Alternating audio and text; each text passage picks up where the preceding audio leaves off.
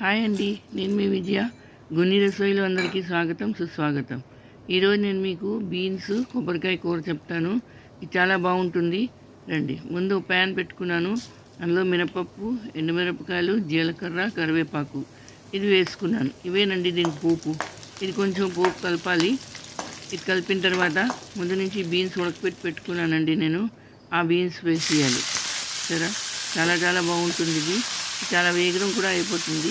చూడండి, కలుపుకోవాలి కొంచెం. తర్వాత కొబ్బరికాయ కూర పెట్టుకున్నానండి మిక్సీలో ముందుగాను, అది వేసుకున్నాను. అంతేనండి. కొంచెం తగినంత ఉప్పు వేసుకోవాలి. ఇప్పుడు ఇది కలుపుకోవాలి. చాలా చాలా బాగుంటుంది. చూసారా, అయిపోయింది కూర. అంతే, ఒక 5 నిమిషాలు పడుతుందండి దీన్ని చేయడానికి. ఎక్కువసేపు పట్టదు. ఇది రైస్లోకి ఎక్కువ బాగుంటుంది.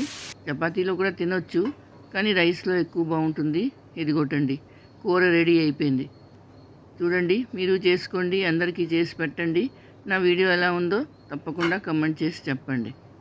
మళ్ళీ ఇంకో వీడియోతో కలుస్తాను. అంతవరకు సెలవు.